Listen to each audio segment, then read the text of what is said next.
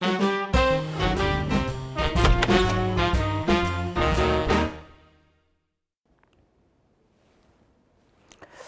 우리 여러분 앞에서 10회를 봤죠? 이번 시간에는 12회가 되겠습니다. 자, 12회 실전 동형 모의고사입니다. 1번부터 한번 보겠어요. 다음 행정소송에서의 가구제에 관한 서술로 타당하지 않은 것은 가구제입니다. 행정소송에서의 1번, 행정소송법은 집행정지에 관해서는 규정하고 있지만 가처분에 대해서는 명문의 규정을 두어놓고 있지 않다. 맞죠? 그 다음, 판례는 거부처분은 원칙적으로 집행정지에 이익이 없다고 본다. 맞죠? 그래서 우리 판례는 이제 집행정지의 이익이 거부처분에 대해서는 없다고 봅니다. 그래서 거부처분에 대한 집행정지 신청은 각하를 하게 돼요.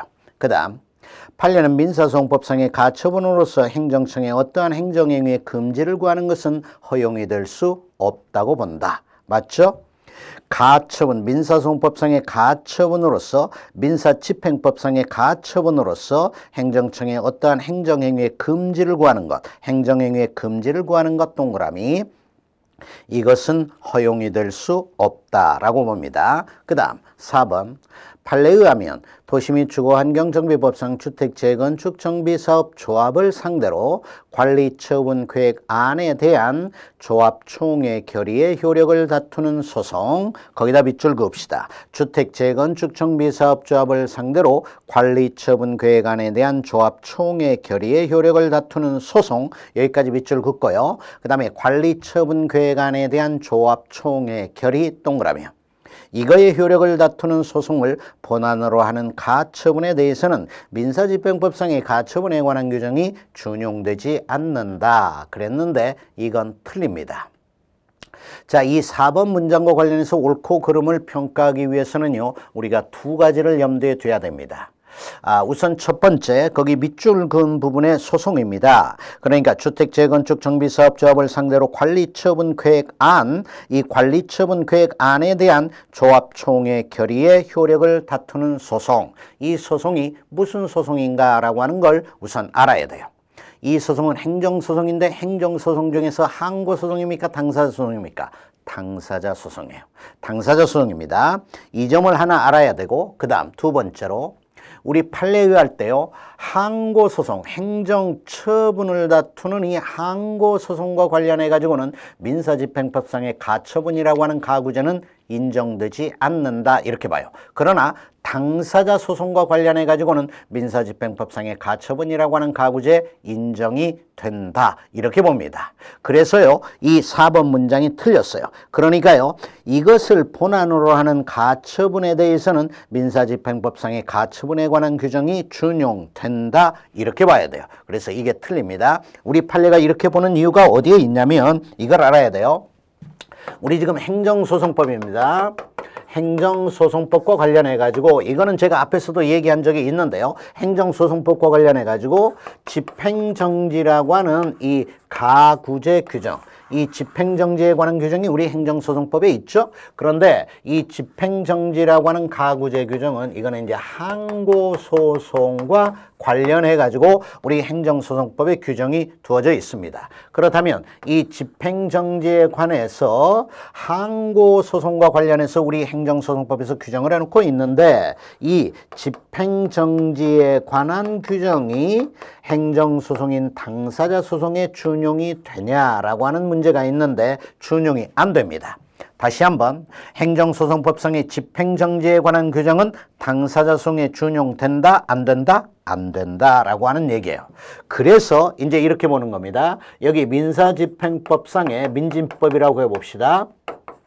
민사집행법상의 가처분 규정입니다. 이 가처분이라고 하는 가구제, 이 가처분이라고 하는 가구제가 항고소송에서는 준용이 안 된다 이렇게 보는 거예요. 우리 판례는. 왜냐하면 행정소송법에서 집행정지에 관한 이 항고소송과 관련한 가구제에 관한 규정을 두어놓고 있으니 이 집행정지라고 하는 가구제 방법을 사용하면 된다는 얘기예요. 그런데 이 당사자 소송과 관련해 가지고는 집행정지에 관한 행정소송법의 규정이 당사자 소송에 준용이 안 되니 이제는 민사집행법상의 가구제인 가처분이라고 하는 것에 의해 가지고 가구제가 된다. 이렇게 보는 겁니다. 그래서요 4번 문장 이 경우 거기 주택재건축정비사업조합을 상대로 관리처분계획안에 대한 조합 총회 결의의 효력을 다투는 소송은 이게 당사자 소송이다 라고 하는 점을 우선 염두에 두고 이걸 본안으로 하는 가처분에 대해서는 따라서 여기 칠판에서 얘기한 바에 따라서 민사집행법상의 가처분에 관한 규정이 준용된다 이렇게 되는 거예요. 그래서 민사집행법상의 가처분이라고 하는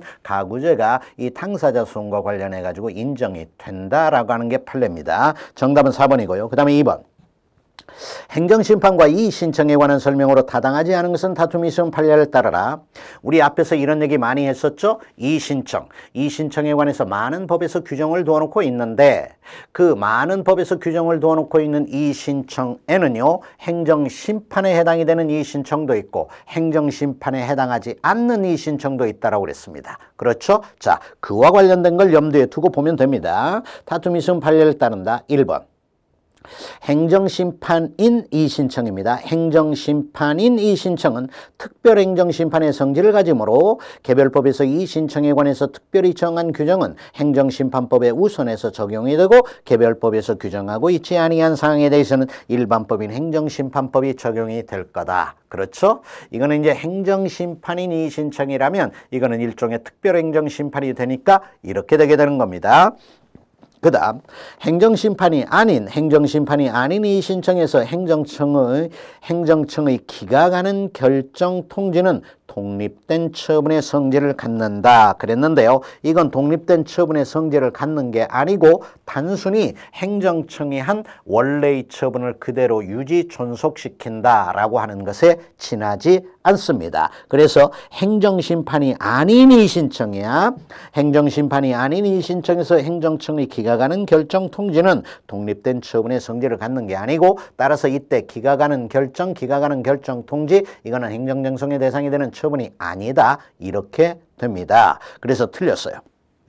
그 다음 행정심판이 아닌 이의신청에서 행정청이 이의신청의 대상이 된 처분을 취소하는 것은 직권으로 취소를 하는 것이고 그 다음에 변경을 하는 결정 통지는 종전의 처분을 대체하는 새로운 처분이 된다. 그래요.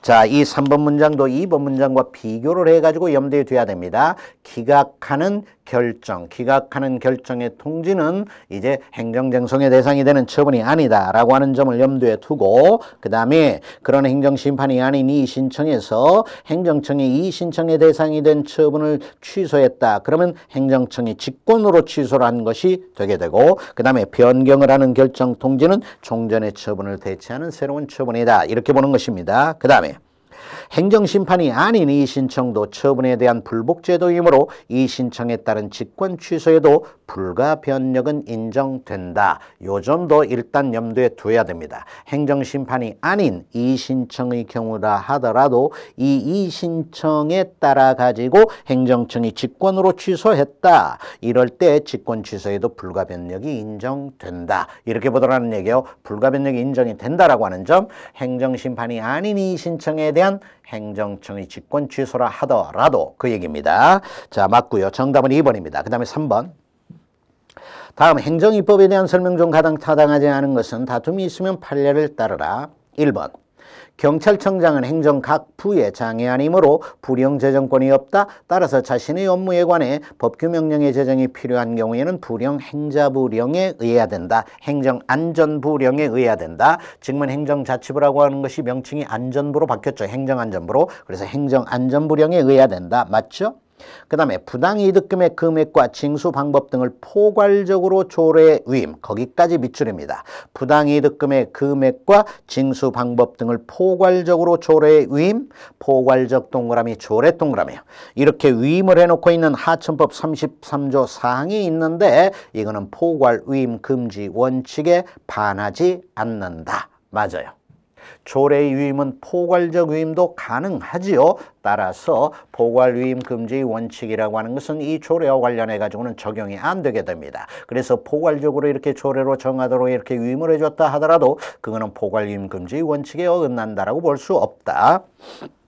그 다음 상위법령에서 세부사항 등을 시행규칙으로 정하도록 유임을 했음에도 이것을 고시 등 행정규칙으로 정한 경우 그 고시에 대해 대외적 구속력을 가지는 법규명령으로서의 효력을 인정할 수 없다. 맞는 얘기입니다. 이때의 고시는 상위법령의 위임이 있는 거예요? 없는 거예요? 없는 거잖아요. 상위법령의 위임을 받아가지고 제정이 된 고시다, 훈령이다 라고 하는 것은 소위 법령보충규칙이라고 해가지고 이에 대외적 구속력을 인정하는 것 아닙니까? 그런데 이 경우는 시행규칙으로 정하도록 시행규칙에 위임을 했는데 그걸 고시로 정해놨다 라고 할 것 같으면 이때의 고시는 상위법령의 위임을 받은 게 아닌 겁니다. 따라서 이때의 고시는 법령보충규칙에 해당하는 것이 아니고 따라서 이때의 고시에는 대외적 구속력 법규 로서의 효력 인정 안 되는 거예요. 그 다음에 4번 주택건설촉진법의 위임에 의해 건설교통부 장관의 고시 형식으로 되어 있는 주택건설공사 감리비 지급 기준 이것은 이 주택건설공사 감리비 지급 기준은 이것을 건설교통부령으로 정하도록 한 주택법이 시행된 이후에도 여전히 대외적 구속력이 있는 법규명령으로서의 효력이 인정된다 그랬는데 이거는 말이 안 되는 거죠. 그러니까 처음에는 주택건설촉진법이라고 하는 법률이 있었어요. 주택건설촉진법이라고 하는 법률이 있었는데 그 법률에서 고시로 정하도록 위임을 해줬어. 그래서 고시로 주택건설공사 감리비 지급 기준이라고 하는 걸 건설교통부 장관이 정했더라 이런 얘기입니다. 이럴 때 고시는 두말 알려주시 법령보충규칙에 해당이 되어가지고 법규로서의 대외적 구속력이 인정될 겁니다. 그렇게 되죠? 그런데 이제 그 주택건설촉진법이 폐지가 되고 새롭게 주택법이라고 하는 법이 시행이 되면서 주택법에서는 이제 건설교통부령으로 정하라 이렇게 해놨다는 얘기입니다. 그렇다면 어떻게 돼요? 그 고시는 이제는 위임이 없어져 버린 거예요. 상위법령의 위임이 없어져 버린 거야. 그러니까 이때 고시는 이제 대외적 구속력이 있는 법규로서의 효력은 인정되지 않는 겁니다. 그래서요 이렇게 건설교통부령으로 정하도록 해놓고 있는 주택법이 시행이 된 이후에도 여전히 대외적 구속력 있는 법규명령으로서의 효력이 인정이 된다. 이거는 어불성설이에요. 그렇죠? 이때는 이런 이제 법규로서의 효력은 더 이상 이제는 인정이 안 되는 겁니다. 왜? 위임이 없어져 버렸으니까. 정답은 그래서 4번이 되게 돼요. 그 다음에 4번. 다음 행정법의 법원에 대한 설명 중 가장 적절하지 않은 것은 다툼이 있으면 판례를 따르라 그랬어요. 우리 4번 문장만 한번 갑시다. 우리나라는 대륙법계에 속하므로 상급법원 판결의 하급심에 대한 구속력은 당해 사건뿐만 아니라 동종의 다른 사건에도 인정이 된다 그랬는데 틀렸죠? 자, 대륙법계하고 영미법계를 비교를 해봤을 때 대륙법계에는 이제 선례구속성의 원칙, 판례구속성의 원칙이라고 하는 게 없죠. 영미법계 국가에는 있어요. 그래서요, 만약 이게 영미법계 국가라면 이게 맞는 문장이 되게 됩니다. 그런데요, 우리나라에는 선례구속성의 원칙, 판례구속성의 원칙이 있어가지고 상급법원의 재판에 있어서의 판단은 당해 사건에 관해서만 하급심을 구속하는 것이지 동종의 다른 사건에 대해서까지도 그런 구속력이 인정이 되는 건 아닙니다. 동종의 다른 사건에 대해서는 이제 구속력이 인정되지 않아요. 정답은 4번. 그 다음에 5번. 행정행위 취소와 철회에 관한 서술로 타당하지 않은 것은 다툼이 있으면 판례를 따르라. 행정행위의 취소 사유와 철회 사유는 서로 다르다. 그렇죠? 취소 사유는 원시적 하자 또는 성립상의 하자. 그 다음에 철회 사유는 후발적인 사정이 돼요. 취소 사유는 원시적 또는 성립상의 하자. 그 다음에 철회 사유는 후발적인 새로운 사정이죠. 그 다음에 행정행위 취소와 철회는 상대방의 신뢰보호 등을 위해 제한이 될 수가 있지요. 그 다음에 행정행위 취소와 철회는 행정청뿐만 아니라 법원도 할 수 있다. 행정행위의 취소는 법원도 할 수 있지만 철회는 법원이 하는 건 아니에요. 법원은 처리할 수 있는 게 아니고 법원은 취소를 할 수 있을 뿐입니다. 행정청은 취소도 하고 철회도 할 수 있지만 법원은 취소만 판결로 할 수 있는 거예요. 철회라고 하는 건 없습니다. 법원은 철회 못합니다. 그 다음에 수익적 행정행위 취소와 철회에도 법적 근거는 요구가 되지 않습니다. 그러니까 침익적 행정행위 취소 철회 여기는 당연히 법적 근거 요구되지 않는데 수익적 행정행위 취소와 철회에도 법적 근거는 요구되지 않죠. 정답은 3번. 그 다음에 6번. 공법관계와 사법관계에 대한 다음 서술 중 타당하지 않은 것은 다툼이 있으면 판례를 따르라. 1번. 조세 부과 처분이 당연 무효임을 전제로 해서 이미 납부한 세금의 반환을 청구하는 것.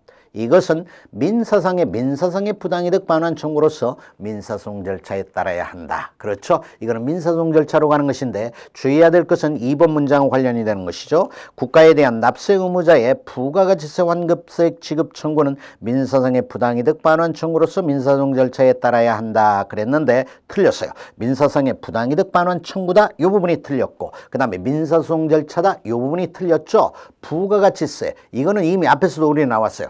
부가가치세 환급세 지급 청구는 공법상의 당사자 소송으로 되게 됩니다. 그러니까 행정소송인데 당사자 소송이 되게 되는 거예요. 틀렸어요.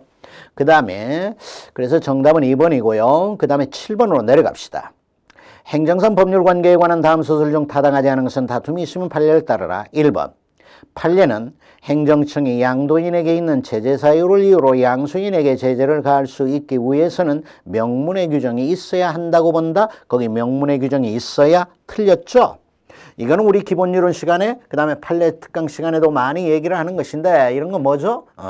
지금 법에 규정이 있든 없든 양도인의 위반 사유를 이유로 해가지고 양수인에게 행정청 제재 조치 취할 수 있다라고 하는 게 우리 판례입니다. 그래서 틀렸어요. 그 다음 2번.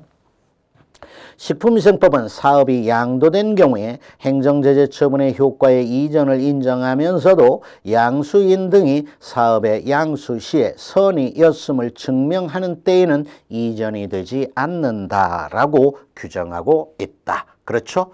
이런 규정이 식품위생법과 같은 우리 실정법에 존재한다라고 하는 걸 반드시 수험생은 염두에 두어줘야 됩니다. 이런 규정이 있더라라고 하는 것. 선의였음을 증명하는 때는 이전되지 않는다. 이런 규정이 식품위생법 등에 있다. 맞고요. 그 다음에 3번. 지자체의 구역을 변경을 하거나 지자체를 폐지를 하거나 설치하거나 나누거나 합칠 때에는 새로 그 지역을 관할하게 된 지자체가 그 사무와 재산을 승계한다. 그래요. 이런 규정이 우리 지방자치법에 있습니다. 그러니까 지방자치단체의 구역이 변경이 됐다 또는 지자체의 폐치, 분합이 있다. 그럴 때에 새로 그 지역을 관할하게 된 지자체가 기존 지자체의 사무와 재산을 승계한다라고 하는 규정이 우리 지방자치법에 있습니다. 그 다음 4번. 종래, 매립지 등 관할 결정의 준칙으로 적용이 되어온 지형도상의 해상 경계선 기준이 가지던 관습법적 효력은 개정된 지방자치법에 의해 변경되거나 제한이 된다. 이것도 우리가 기본이론 시간 판례 심화 특강을 통해 가지고 많이 얘기하는 것이죠. 하여튼 이것도 맞습니다. 자, 그래서 정답은 1번이고요. 그 다음에 8번 보도록 합시다. 공무원 자신의 책임과 관련한 다음 판례 중 타당하지 않은 것은 그랬어요. 1번. 공무원이 공무집행상의 위법 행위로 인해 타인에게 손해를 입힌 경우 공무원에게 고의 또는 중과실이 있는 때에는 공무원 개인도 피해자에게 불법 행위로 인한 손해배상 책임을 진다라고 할 것이지만 공무원에게 경과실뿐인 때에는 공무원 개인은 피해자에 대해 배상 책임을 부담하지 않는다. 그렇죠? 그 다음 2번. 공무원이 직무상 자동차를 운전하다가 이때는 지금 자동차를 공무원이 운전하다 이 경우입니다. 공무원이 직무상 자동차를 운전하다가 사고를 일으켜 다른 사람에게 손해를 입힌 경우에는 그 사고가 자동차를 운전한 공무원의 경과실에 의한 것인지 중과실 또는 고의에 의한 것인지를 가리지 않고 그 공무원이 자동차 손해배상보장법 제3조 소정의 자기를 위해서 자동차를 운행하는 자 여기에 해당하는 한 자동차 손해배상보장법상의 손해배상 책임을 부담한다. 이것도 맞는 내용이죠. 자, 그런데 1번 문장하고 2번 문장이 지금 차이가 있어요. 1번 문장 공무원 개인도 피해자에게 배상 책임을 진다. 어떤 때에만 1번 문장은 고의 또는 중과실이 있을 때만 경과실이 있는 공무원은 피해자한테 배상 책임 안 진다. 이 문장이죠. 그런데 3번 문장은 뭡니까? 공무원 개인은 고의 또는 중과실이 있을 때뿐만 아니라 경과실이 있을 때에도 책임을 진다. 이 얘기잖아요. 그렇죠? 그래서요, 2번 문장을 원칙적인 문장으로 알고, 1번 문장을 원칙적인 문장으로 알고, 2번 문장을 일종의 이례적인 문장으로 알아놔도 수험생은 되는데, 다만 2번 문장의 2번 문장의 내용은요, 자동차를 공무원이 직무집행과 관련해서 운전했다. 그래가지고 자동차 손해배상보장법, 자동차 손해배상보장법상의 책임을 말하는 거예요. 그러니까 1번 문장에서 공무원 개인이 피해자에게 배상 책임을 진다라고 할 것 같으면 이거는 민법상의 배상 책임의 문제가 돼요. 민사상의 배상 책임의 문제가 되거든요. 민법상의 배상 책임이 되는데 2번 문장의 경우는 자동차 손해배상보장법상의 책임인 거야. 그래서 1번 문장의 경우는 고의 중과실이 있는 경우에는 인정, 경과실이 있는 경우는 인정되지 않는다. 2번 문장 자동차 손해배상보장법상의 책임은 경과실이 있는 공무원에게도 인정된다. 둘 다 맞습니다. 3번 수산청장으로부터 뱀장어 수출 추천 업무를 위탁받은 수산업협동조합이 자의적으로 판단해서 추천 업무를 행하지 않은 경우 위 조합은 불법 행위자로서 손해배상 책임을 부담한다. 여기 수산업협동조합이 국가배상법 2조의 공무원에 해당이 되는 자고요. 그 다음에 이때 이 수산업협동조합이 자의적으로 판단을 해가지고 뱀장어 수출 추천 업무를 행하지 않았다. 그렇다면은 이거는 일종의 고의라고 볼 수 있는 겁니다. 그래가지고요, 만약 이것과 관련해서 손해가 발생을 했다면 그 손해에 대해서는 수산업협동조합도 피해자에게 배상 책임을 지는 겁니다. 이때 수산업협동조합이 피해자에게 지는 배상 책임은 두말할 여지 없이 민법상의 배상 책임, 민사상의 배상 책임으로 되는 거예요. 이때 수산업협동조합은 공무원에 해당이 되는 것입니다. 국가배상법 2조에서 말하는 공무원에 해당이 돼요. 그리고 고의가 있기 때문에 1번 문장 고의 또는 중과실이 있을 때는 피해자에게 배상 책임을 공무원이 진다라고 그랬죠. 그게 수산업협동조합이라고 하는 것으로만 바뀌어 있는 거예요. 맞는 문장. 4번 공중보건의인 갑에게 치료를 받던 을이 사망을 하자 을의 유족들이 갑을 상대로 손해배상 청구의 소를 제기했고 갑의 의료과실이 인정이 된다라고 하는 걸 이유로 갑의 손해배상 책임을 인정한 판결이 확정이 되어 갑이 을의 유족들에게 판결금 채무를 지급한 경우 갑은 국가에 대해서 구상권을 취득하는 겁니다. 구상권을 취득한다고 볼 수 없다. 틀렸어요. 이때 이 공중보건의인 갑에게 치료 과정에 경과실이 있었더라. 그럴 때는 본래 피해자에게 이 공중보건의인 갑은 배상 책임 안 지는 거 아닙니까? 경과실이 있을 뿐이니까. 그런데 법원이 판결로 피해자에게 배상을 하도록 하는 이런 판결을 내려가지고 배상을 해줬더라. 그럴 때에는 이 배상을 해준 공중보건의인 갑이라고 하는 자는 국가에 대해서 구상권을 갖는 겁니다. 정답은 4번이고요. 그 다음에 9번. 다음 보기의 사례와 관련한 서술 중 타당한 것은 다툼이 있은 판례를 따른다. 하남시 선거관리위원회 직원 갑은 하남시 선거관리위원회가 병시장에 대한 주민 소환 투표 절차의 처리 과정에서 부패 행위가 있었다는 취지로 국민권익위원회에 신고를 했고 경기도 선거관리위원회는 동 사건과 관련해 가지고 갑이 TV 인터뷰에서 선거관리위원회 입장과 다른 발언을 했다라고 하는 사실 등을 이유로 갑에 대한 징계 요구를 하였다. 이에 갑은 국민권익위원회에 신분보장 조치를 요청을 했고 국민권익위원회는 경기도 선거관리위원회 위원장 을에게 징계 요구를 취소할 것 등을 요구하였다. 이런 얘기입니다. 자, 이 사안과 관련해 가지고 1번 경기도 선거관리위원회 위원장 을은 기관소송으로 국민권익위원회의 조치 요구를 다툴 수 있다. 기관소송 동그라미 쳐봐요. 틀렸어요. 그 다음에 2번 경기도 선거관리위원회 위원장 을은 권한쟁의 심판으로 국민권익위원회의 조치 요구를 다툴 수 있다. 틀렸어요. 권한쟁의 심판 동그라미입니다.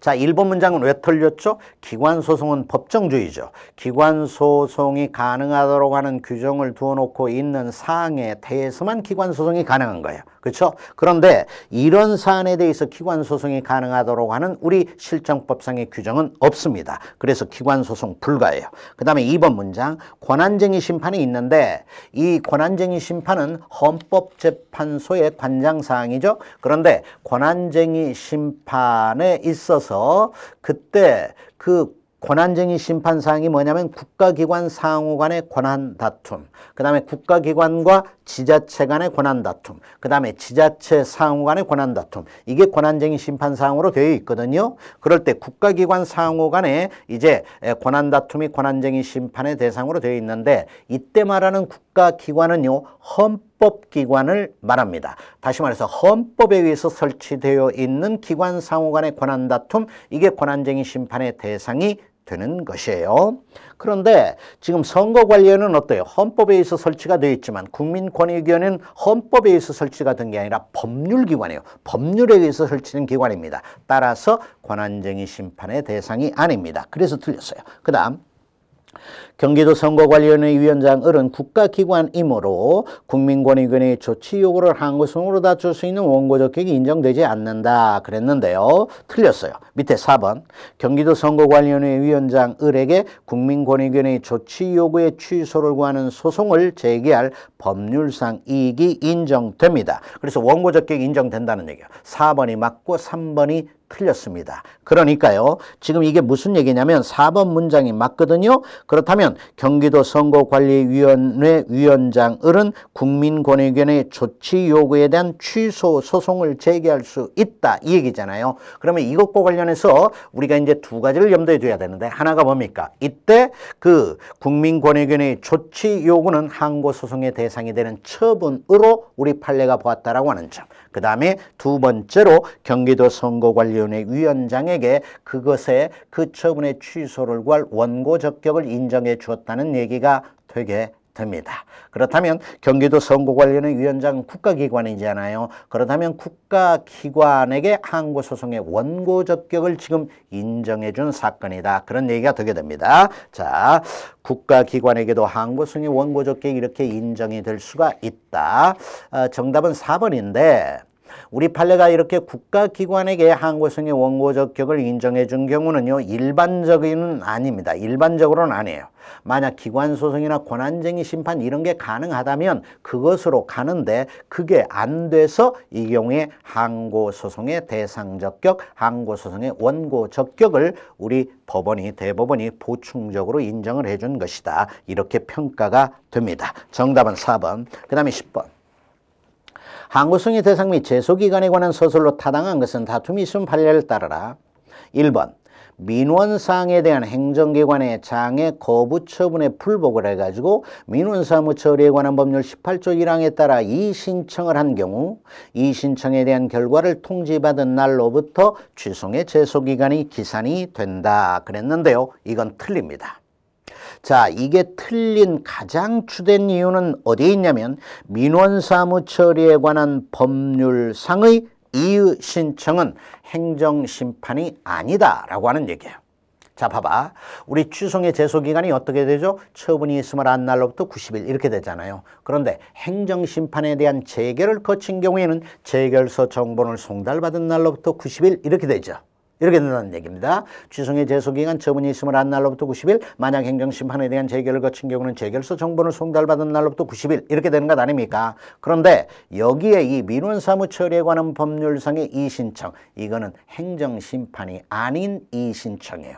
따라서 이 이의신청에 대한 결정이 있었다라고 할 때 그 결정이 있은 날로부터 취소의 제소기간이 기산되는 게 아니다라고 하는 얘기입니다. 다시 한번 포인트는 뭐라고요? 이 민원사무 처리에 관한 법률상의 이의신청은 행정심판인 이의신청 이게 아니란 얘기예요. 행정심판이 아닌 이의신청에 해당이 된다. 그게 포인트입니다. 그래서 그 이의신청에 대한 결과를 통지받은 날로부터 취소의 제소기간이 기산이 되는 게 아니고 원래의 거부 처분이 있은 날로부터 90일 이렇게 취소의 제소기간이 되게 된다. 이렇게 봐야 됩니다. 그 다음 2번 구청장의 도로 점용료 부과 처분에 대해 지방자치법이 정한 이의신청 이걸 제기를 해야 함에도 행정심판 청구서라는 제목으로 불복신청서를 제출을 했다가 행정심판 청구서라는 제목으로 불복신청서를 제출을 했다가 행정심판위원회에서 이것은 행정심판의 대상이 아니다라고 하는 걸 이유로 각하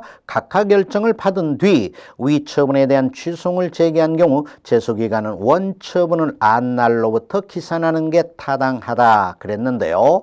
이 경우와 관련해 가지고는 우리 판례가요. 여기 그 행정심판 청구서라고 하는 제목으로 불복 신청을 한 데 대해서 각하 결정을 내렸는데 이 경우는 각하 결정이 있은 날로부터 제소 기간 이거를 기산이 되는 것으로 보아야 할 여지가 있다 이렇게 봤어요. 그래가지고 거기 원처분을 안 날로부터 기산하는 게 타당하다 이건 틀리게 되게 됩니다. 그렇다면 어떻게 되냐면 거기 2번 문장과 관련해 가지고 지방자치법이 정해놓고 있는 그 이의신청과 관련해 가지고 점용료 부과 처분에 대한 지방자치법상의 이의신청, 이거는요 일종의 행정심판에 해당하는 것으로 볼 여지가 있다. 우리 대법원이 이렇게 명확하게 얘기는 하지 않았지만 그렇게 판단을 한 것으로 보입니다. 그러니까 비록 행정심판 청구서라고 하는 제목을 붙이고 있는 서면을 제출했다 하더라도 이거는 지방자치법상의 이의신청에 해당하는 것으로 볼 여지가 있고, 또 그때 이의신청은 행정심판인 이의신청에 해당이 되는 것으로 볼 여지가 있으니 이 경우 그냥 거기 원처분에 대한 원처분을 안 날로부터 기산하는 것이 타당하다라고 볼 수는 없다. 이때는 그 이의신청, 행정심판 청구서에 대한 각하 결정, 이 결정서 재결, 이 결정서 정본을 송달받은 날로부터 취소의 제소기간을 기산하는 것이 타당하다라고 볼 여지가 있다. 우리 대법원이 그리 판단했어요. 그래서 2번이 틀립니다. 그러니까 1번하고 2번이 지금 정반대의 취지가 되는 거예요. 그 다음에 3번. 과세처분에 대한 이의신청입니다. 과세처분에 대한 이의신청 등에 대한 재결청의 재조사 결정입니다. 재결청의 재조사 결정에 따른 심사청구기간이나 심판청구기간 또는 행정소송의 제소기간의 기산점은 재조사 결정의 통지를 받은 날이다. 이거는 우리 앞에서도 얘기했어요. 재조사 결정의 통지를 받은 날이 아니라 제소기간의 기산점은 뭐라고요? 후속 처분의 통지를 받은 날입니다. 재조사 결정을 행정청이 하고 나서 그 재조사를 해가지고 후속 처분을 할 것 아닙니까? 그럴 때 후속 처분의 통지를 받은 날이 기산점이 된다. 제소기간. 그래서 틀렸어요. 그 다음 토지 소유자 등이 토지수용위원회의 수용 재결에 불복해가지고 이의신청을 거친 후 취소를 제기하는 경우 소송의 대상은 원칙적으로 이의재결이 아니라 수용 재결이다. 맞아요. 이때 이 이의신청은 행정심판에 해당이 되는 이의신청입니다. 그리고 이와 관련해 가지고 과거에는 재결주의였었는데 원처분주의예요. 현재는 원처분주의입니다. 그래서 이때 소송의 대상은 원칙적으로 이의재결이 아니라 원처분에 해당이 되는 수용 재결이 된다. 이렇게 됩니다. 이 10번 문제 전부 다 잘 염두에 두고요. 잘 학습을 해놓고 시험장에 가야 됩니다. 정답은 4번이 되겠어요. 그 다음에 11번. 국가배상법에 따른 배상책임에 관한 서술로 타당성 다툼이 있으면 판례를 따르라. 1번. 충청남도지사가 국가로부터 국가의 행정사무를 위임받아 행하는 기관위임 사무의 경우입니다. 기관위임 동그라미. 기관위임의 경우 충청남도가 국가로부터 위임받은 가족계획사업을 집행함에 있어 그 소속 직원의 과실로 국가가 손해를 입은 경우 국가는 국가배상법 소정의 타인에 해당한다. 타인에 해당하지 않습니다. 이때 국가는 왜? 국가의 사무를 충청남도지사가 위임받아고 처리한 거야. 국가의 사무를 처리했는데 어떻게 국가가 타인이 되게 됩니까? 타인에 해당하지 않고요. 기관위임 사무이기 때문에 그러합니다. 그 다음에 공무원에게 부과된 직무상 의무의 내용이 부수적으로라도 사회 구성원 개인의 안전과 이익을 보호하기 위한 것은 아니고 단순히 공공 일반의 이익을 위한 것이거나 행정기관 내부의 질서를 규율하기 위한 것인 때에도 상당히 인과관계가 인정될 수 있다. 틀려요. 이런 때에는 인과관계 인정을 안 하는 게 우리 판례입니다. 그러니까 국가배상 책임이 성립하기 위해서는 공무원의 직무행위하고 타인에게 발생한 손해 사이에 인과관계가 인정이 돼야 되는 것 아닙니까? 자, 이런 인과관계 판단과 관련해 가지고 우리 대법원은 그 공무원에게 직무상 의무를 부과한 법의 규정이 국민 개개인의 이익의 보호도 목적으로 하여야 한다. 이렇게 봅니다. 따라서 공무원에게 직무상 의무를 부과한 법의 규정의 취지가 순전히 공익의 보호만을 목적으로 하거나 또는 행정조직 내부에서의 질서 유지를 위한 것이다. 이럴 때에는, 다시 말해서 개인의 이익의 보호하고는 관련이 없을 때에는, 이런 때에는 공무원의 직무상 의무 위반과 타인에게 발생한 손해나 사이의 인과관계, 상당 인과관계를 인정 안 합니다. 그래가지고 국가배상 책임을 부정해요. 그 다음에 3번. 판례는 국가유공자 등 예우 및 지원에 관한 법률, 그 다음에 의사상자 등 예우 및 지원에 관한 법률 소정의 보상금 등은 국가배상법에 의한 손해배상액에서 공제할 수 없다라고 보지만 공무원연금법에 의해 지급이 된 유족보상금은 손해배상액에서 공제가 되어야 한다. 이렇게 봅니다. 이거 좀 암기가 필요한 사항이에요. 외워줘야 됩니다. 맞아요. 그 다음에 4번 공사 중이며 아직 완성도 되지 않아 일반 공중의 이용에 제공되지 않고 있었던 옹벽도 구한사법 5조 1항 소정의 용조물에 해당한다 그랬는데 이러한 옹벽 그러니까 공사 중이고 아직 완성도 되지 않아 일반 공중의 이용에 제공되지 않고 있었던 옹벽 이거는 국가배상법 5조에서 말하는 용조물에 해당하지 않는다라고 하는 게 판례죠. 정답은 3번이 됩니다. 그 다음에 12번 다음 보기의 사례와 관련한 소설 중 타당한 것은 다툼이 있음 판례를 따르라. 갑 주식회사의 체납국세에 관해 과세관청은 A 법률 제0공조에 따라 을에게 과세 처분을 했는데 이후 위 규정에 대해 헌법재판소의 위헌 결정이 있었다. 위헌 결정이 있은 후 과세관청은 불납하고 있는 조세채권의 집행을 위해 을의 예금채권에 대한 압류를 했다. 이때 압류는 무효죠. 그 과세처분의 근거법률에 대한 헌법재판소의 위헌 결정이 있은 후에 과세처분의 상대방이 세금을 안 내고 있다라고 해서 그자의 재산에 압류를 했다. 그러면 압류는 그 근거법률에 대한 위헌 결정의 기속력, 과세처분의 근거법률에 대한 위헌 결정의 기속력에 저촉이 되는 것으로 무효예요. 이건 우리 앞에서 종종 얘기했습니다. 압류 처분을 했다. 한편 조세채권의 집행을 위한 체납처분의 근거 규정에 대해서는 위헌 결정이 내려진 바가 없다. 이 조세채권의 집행을 위한 체납처분은 그러니까 압류와 같은 압류가 체납처분에 포함이 되는 것이죠. 이 체납처분의 근거 규정에 대해서는 위헌 결정이 내려진 바 없다 하더라도 우리 아까 앞에서 행해진 예금채권에 대한 압류는 무효인 거예요. 오케이? 이 점 혼동하면 안 됩니다. 1번 을에게의 과세처분이 있은 후 근거법률에 대한 위헌 결정이 있었으므로 위 과세처분은 무효다? 아니죠. 일반적으로 취소 사유로 되고 그 다음에 2번 과세처분상의 취소인 하자는 후행의 강제징수 절차에 승계가 되지 않으므로 을의 예금채권에 대한 압류는 적법하다? 거기 과세처분상의 취소인 하자는 후행의 강제징수 절차에는 승계되지 않는다. 이것까지는 맞죠. 그런데 을의 예금채권에 대한 압류는 적법하다. 그런데 이 부분이 틀린 겁니다. 이렇게 하자가 승계되지 않는다라고 하더라도요. 을의 예금채권에 대한 압류는 아까 얘기한 것처럼 무효라고 그랬어요. 왜 그렇습니까? 과세처분의 근거법률에 대한 헌법재판소의 위헌 결정의 기속력에 저촉되어 압류는 무효다. 이렇게 되는 거예요. 그 다음에 조세채권의 집행을 위한 체납처분의 근거 규정 자체에 대해서는 위헌 결정이 내려지지 않았으므로 을의 예금채권에 대한 압류는 적법하다. 이렇게 생각하기가 쉬운데 이게 아니라는 얘기입니다. 그죠? 그 다음 을의 예금채권에 대한 압류는 과세처분의 근거법률에 대한 위헌 결정의 기속력에 저촉이 되는 것으로 당연 무효다. 이렇게 된다는 얘기예요. 정답은 4번입니다. 그 다음에 13번 공무상 계약에 대한 설명으로 옳지 않은 것은 다툼이 있음 판례를 따르라.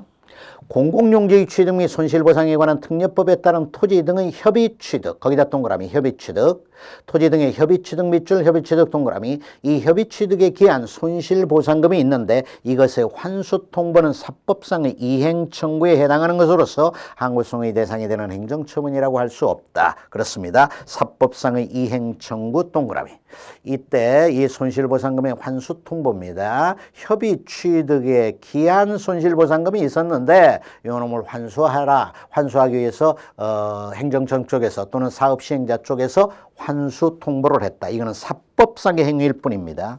그 다음에 광주광역시 문화예술회관장의 단원의 위촉은 광주광역시 문화예술회관장이 행정처분으로서 공권력을 행사해서 행하는 행정처분에 해당이 된다. 아니죠. 이거는 공법상 계약일 뿐입니다. 그 다음 공법상 계약상의 의무 불이행에 대한 행정청의 자력집행은 원칙적으로 인정되지 않습니다. 그렇죠. 자력집행력은 기본적으로는 행정행, 행정처분하고 관련이 되는 것이에요. 이거는 계약이라는 얘기입니다. 맞고요. 그 다음에 법률 우위의 원칙은 공무상 계약에도 적용이 되죠. 그러나 법률 유보의 원칙은 공무상 계약에는 적용되지 않는다는 게 다수설입니다. 정답은 2번. 그 다음에 14번. 다음 행정행위 불가증력과 불가변력에 관한 설명으로 타당하지 않은 것은 다툼이 있으면 다수설에 따른다. 다툼이 있으면 다수설에 따른다라고 그랬네요. 1번 불가증력이 행정행위 상대방이나 이해관계인에게 미친다면 불가변력은 행정청 쪽에 미치는 자박력이다. 그렇죠? 그 다음에 불가정력은 모든 종류의 행정행위에 발생할 수 있다면 불가변력은 일정한 행정행위에 대만 인정이 된다. 그렇죠? 그 다음에 불가정력이 쟁송 취소의 가능성과 관련이 된다면 불가변력은 직권 취소의 가능성과 관련이 된다. 그렇죠? 불가정력이 발생한 행정행위에 대해서는 쟁송 취소가 불가능하고 그 다음에 불가변력이 인정이 되는 행정처분에 대해서는 행정청의 직권 취소가 안 되는 겁니다. 그 다음 4번 신뢰보호나 이익형량에 의해 수익적 행정행위 취소나 철회가 제한을 받는 것도 불가변력에 의한 것이다. 그랬는데요. 과거에는 이것도 불가변력의 모습으로 보았었습니다. 그런데 현재의 다수서는요, 이거는 불가변력하고는 구별을 해가지고 봅니다. 그러니까 신뢰보호나 이익형량에 의해서 수익적 행정행위 취소나 철회가 제한을 받게 됩니다. 그렇죠? 제한을 받게 되는데 이거는 불가변력의 문제가 아니다. 이렇게 본다는 거예요. 이것하고 불가변력은 구별해서 보는 게 오늘날의 다수설입니다. 그래서 이것도 불가변력의 일종이다. 불가변력에 의한 것이다. 틀렸어요. 정답은 4번이 됩니다. 그 다음에 15번. 다음 대법원의 판례 내용 중 괄호 아래 들어갈 표현으로 적당한 것. 법령의 개정에서 입법자의 광범위한 재량이 인정이 되는 경우라 하더라도 구법령의 존속에 대한 당사자의 신뢰가 합리적이고 정당하며 법령의 개정으로 이야기되는 당사자의 손해가 극심해서 새로운 법령으로 달성하고자 하는 공익적 목적이 그러한 신뢰의 파괴를 정당화할 수 없다면 입법자는 뭐를 두는 등 당사자의 신뢰를 보호할 적절한 조치를 취해야 하며 뭐죠? 경과 규정을 두는 등 당사자의 신뢰를 보호할 적절한 조치를 취해야 하며 이와 같은 적절한 조치 없이 새 법령을 그대로 시행을 하거나 적용을 하는 것은 허용이 될 수 없는 바 이것은 헌법의 기본 원리인 뭐의 원리에서 도출이 되는 무슨 원칙에 위배되기 때문이다. 법치주의 원리에서 도출이 되는 신뢰보호 원칙에 위반이 되기 때문이다. 이렇게 봅니다. 그러니까요, 이런 판례에 비춰볼 때 헌법적 원리인 법치주의의 원리로부터 이제 신뢰보호의 원칙이라고 하는 것도 도출이 된다. 이렇게 되게 돼요. 그래서 이 문장의 괄호 안에 들어갈 올바른 내용은 1번이 되게 됩니다. 그 다음에 16번. 다음 국가배상법 2조의 과실에 대한 판례의 태도로 타당하지 않은 것은 1번. 공무원이 관계법규를 알지 못했다거나 필요한 지식을 갖추지 못해서 법규의 해석을 그르쳐 어떤 행정처분을 했다면 원칙적으로 공무원의 과실이 인정되는 겁니다. 그렇죠? 법령의 규정을 알지 못하고 있다, 법의 해석을 잘못했다, 그러면 원칙적으로는 과실이 인정이 되는 거예요. 반드시 예외 없이 과실이 인정이 되는 건 아니고 원칙적으로 이런 때는 과실이 인정되는 겁니다. 그 다음 개간허가 취소 처분이 후에 행정쟁성에서 취소가 되었다면 특별한 사정이 없는 한 담당 공무원의 과실은 인정된다 그랬는데 틀리죠. 어떤 행정처분이 항고소송에서 취소가 되었다. 이렇게 될 것 같으면 그 처분의 위법성은 인정이 된 것 아닙니까? 그렇다면 그 행정처분에 관여한 공무원의 직무집행상의 과실까지도 인정이 되게 되는 거냐? 이 문제가 있는데 우리 판례는 그렇게 안 보죠. 어떤 행정처분이 항고소송에서 취소되었다라고 하는 것만으로 그 처분에 관여한 공무원의 직무집행상의 과실이 곧 인정이 되는 것은 아니다. 이렇게 보는 거예요. 그래가지고 틀렸습니다. 그래가지고 3번 규제 권한을 행사하지 않은 것이 직무상 의무를 위반해서 위법으로 되는 경우에는 특별한 사정이 없는 한 공무원의 과실도 인정이 됩니다. 이때에는 과실도 인정이 되는 거예요. 이것도 우리 얘기했는데 규제 권한의 불행사, 일종의 부작위잖아요. 이 규제 권한의 불행사가 부작위가 위법으로 되는 경우에는 이때에는 특별한 사정이 없는 한 과실도 인정이 된다. 우리 판례가 이렇게 봅니다. 그래서 2번 문장하고 3번 문장 혼동을 하지 말고 두 개를 다 염두에 둬야 됩니다. 2번 문장은 뭐예요? 어떤 처분이 항고소송에서 취소가 되었다. 즉 위법성이 인정이 되었다. 이것만 가지고 곧 공무원의 직무집행상의 과실이 인정이 되는 건 아니다. 그런데 3번 문장은 어때요? 규제 권한의 불행사, 부작위가 위법한 것으로 인정이 될 때에는 어떻다는 얘기입니까? 특별한 사정이 없는 한 과실도 인정이 된다. 이렇게 보더라는 얘기입니다. 그 다음에 4번 등기 공무원으로서의 통상의 주의를 기울여 조금이라도 눈여겨보았다면 제출된 서류나 기재 내용 등이 위조된 것임을 쉽게 알 수 있었는데도 신청한 등기를 경력해 한 경우에는 이때는 공무원의 과실이 인정된다. 여기서 조금이라도 눈여겨보았다면 이게 키워드입니다. 이럴 때에는 과실 인정이 되는 겁니다. 정답은 2번이 되겠어요. 그 다음에 17번 다음 행정절차법상의 의견 청취에 관한 설명으로 타당하지 않은 것은 1번 행정절차법은 행정청이 처분을 할 때 다른 법령 등에서 청문을 하도록 규정하고 있는 경우와 행정청이 필요하다고 인정하는 경우에 대해서만 청문을 실시하도록 규정하고 있다. 이 문장이 옛날에는 맞았는데요. 현재는 틀립니다. 여러분 어떻죠? 청문을 실시할 수 있는 경우로 우리 행정절차법은 현재 3가지를 규정해 놓고 있어요. 과거에는 이 1번 문장처럼 2가지만 규정이 되어 있어요. 과거에는 어떻게 되어 있었냐면요. 다른 법령에서 청문을 실시하도록 규정하고 있는 경우, 그 다음에 행정청이 필요하다고 인정하는 경우, 요때 청문을 실시한다. 이렇게 행정절차법이 규정이 되어 있었어요. 그런데 현재는 여기에 하나가 더 추가가 됐어요. 신청, 우리 쪽에서 행정청에다 청문을 실시해달라고 하는 신청, 이런 신청에 의한 청문도 인정하고 있습니다. 그래서 1번 문장, 이런 2가지 경우에 대해서만 청문을 실시하도록 규정하고 있다. 틀려. 신청에 의한 청문이 현재는 인정이 되는 겁니다. 그래서 정답은 1번인데요. 다른 문장은 패스를 하도록 합시다. 그 다음에 18번으로 갑시다. 국가배상법 2조 1항 단서에 대한 다음 설명 중 타당하지 않은 것은 다툼이 있으면 판례를 따르라 그랬어요. 거기 1번 문장은 우리가 이제 앞에서 본 내용인데요. 1번 문장을 한번 보자. 공상을 입은 군인이 국가배상법에 의한 손해배상 청구 소송 도중에 국가유공자 등 예우 및 지원에 관한 법률에 의한 국가유공자 등록 신청을 했다가 인과관계가 없어가지고 공상분경 요건에 해당되지 않는다라고 하는 걸 이유로 비해당 결정 통보를 받고 이에 불복하지 아니한 후, 거기 밑줄입니다. 비해당 결정 통보를 받고 이에 불복하지 아니한 후 밑줄이에요. 이렇게 한 후 위 법률에 의한 보상금 청구권과 군인연금법에 의한 재보상금 청구권이 모두 시효 완성이 됐더라. 거기 모두 시효 완성된 경우, 시효 완성된 경우 동그라미. 이럴 때는 여전히 국가배상 청구를 할 수 있다 그랬는데 이때는 국가배상 청구할 수 없습니다.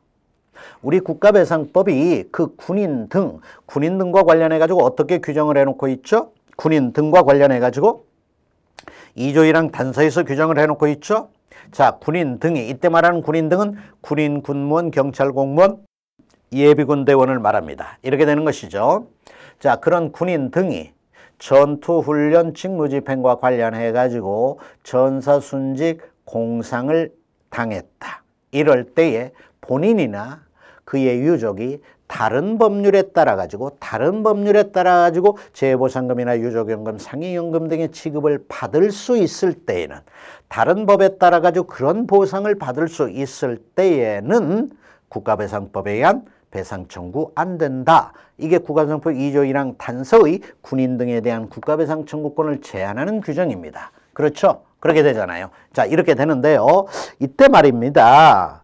지금 시효가 완성이 되어버렸어요. 다른 법률에 의해서 보상을 받을 수 있는 경우인데 게으름 피워가지고 소멸시효가 완성이 되어가지고 이제는 실제로는 보상 못 받게 되었다.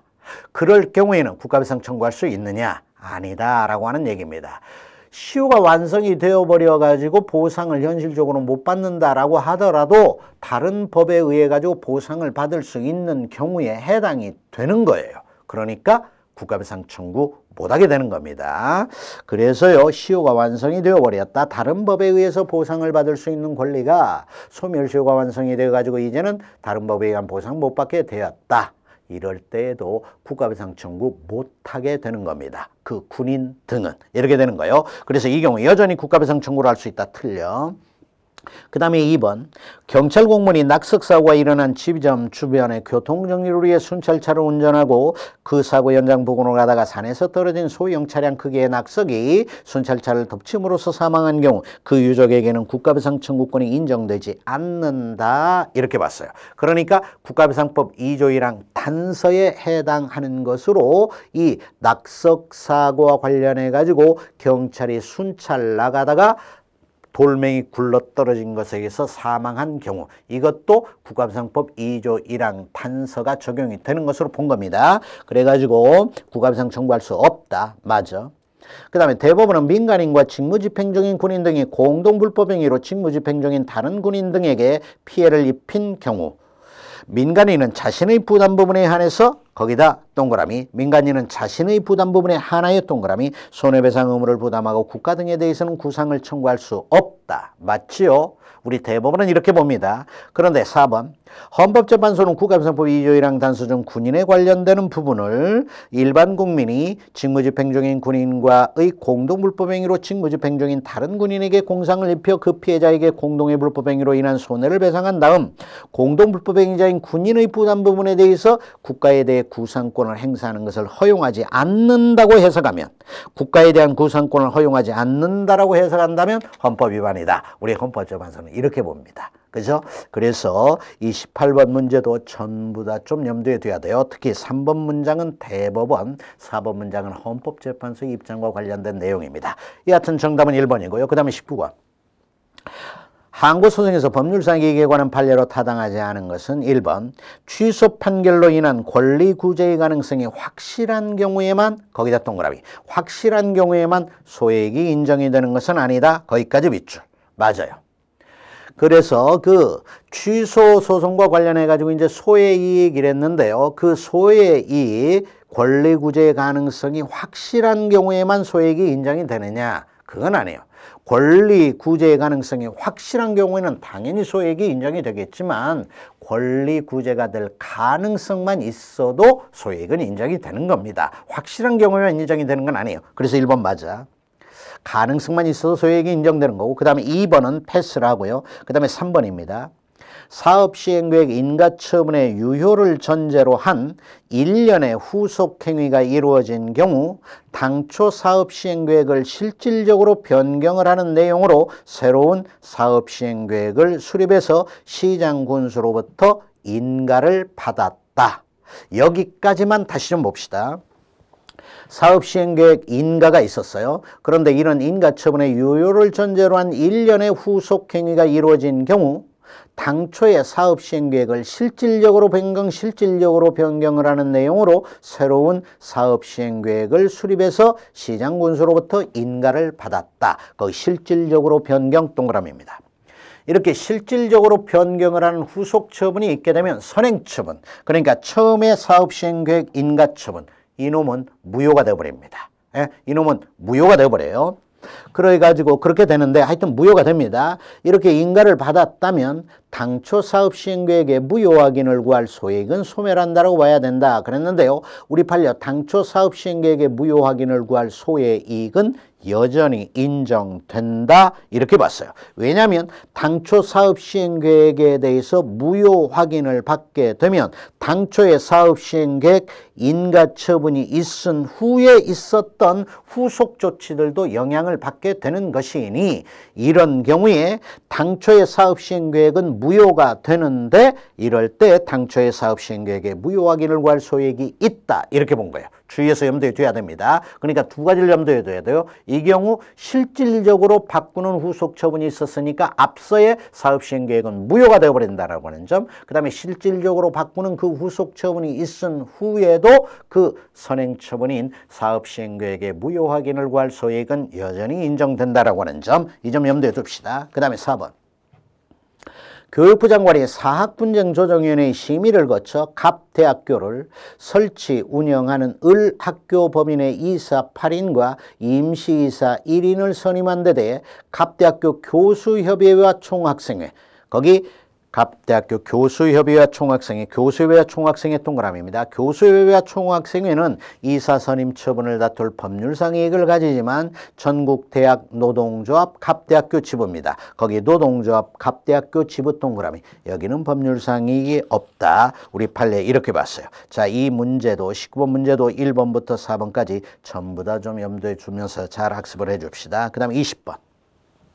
다음 행정상 손실보상에 관한 서술로 타당하지 않은 것은 다툼이 있으면 판례를 따르라. 1번 토지 수용으로 인한 손실보상액의 산정을 공시지가를 기준으로 하되 개발이익을 배제하도록 하는 것은 위헌이 아니다. 그러죠? 그래서 실제로 개발이익을 배제하도록 하는 규정을 두어놓고 있는 법률이 제정이 되어 있지요. 그래서 개발이익을 배제하도록 하는 건 위헌이 아닙니다. 개발이익은 일종의 불로소득의 성격을 갖기 때문에 이거를 배제를 하는 것은 헌법적으로도 전혀 문제될 게 없는 거예요. 위헌이 아니고요. 그 다음에 지작물인 건물은 그 건물이 적법한 건축허가를 받아 건축된 것인지 여부에 관계없이, 즉 무허가 건축물이라 하더라도 사업인정고시 이전에 건축된 건물이기만 하면 손실보상의 대상이 된다. 이 점도 주의해서 염두에 두어야 됩니다. 무허가 건축물이라고 해서 당연히 손실보상의 대상이 안 되는 건 아닙니다. 무허가 건축물이라 하더라도 사업인정고시 이전, 사업인정고시 이전에 지어져 있었던 건축물이다. 그러면 손실보상의 대상이 됩니다.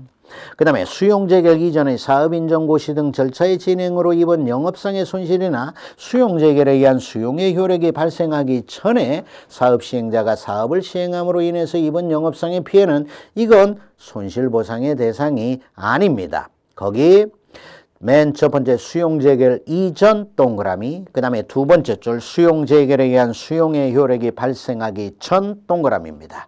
이럴 때에 그 사업 시행자가 사업을 시행함으로 인해 가지고 이번 영업상의 피해, 이거는 보상, 손실보상이 아니라 이거는 손해배상의 문제로 간다, 이렇게 봐야 됩니다. 이건 손실보상의 문제가 아니에요. 왜냐하면 수용재결 있기 이전이다, 수용재결에 의한 수용의 효력이 발생하기 전이다, 이런 것이기 때문입니다.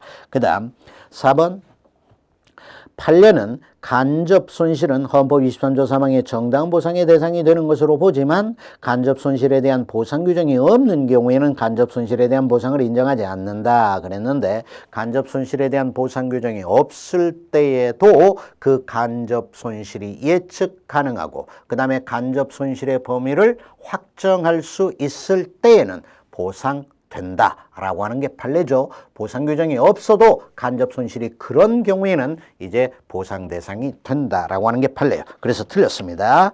정답은 4번이 되겠어요. 자, 이상 해가지고 우리가 조금 빠른 속도로, 제 말이 좀 빨랐죠? 빠른 속도로 해가지고 이 12회 문제 여러분들하고 살펴봤습니다. 제가요, 그 강의를 하는 도중에 이런 거 외우자. 이거 특히 중요하니까 잘 1번부터 4번 문장까지 잘 검토하고 저 이해를 하고 시험장에 가자, 이런 얘기 했죠? 자, 그런 문제들을 특히 유념하면서 여러분들 꼭 잘 학습해 주기 바랍니다. 이번 시간 강의는 여기까지입니다. 수고하셨습니다.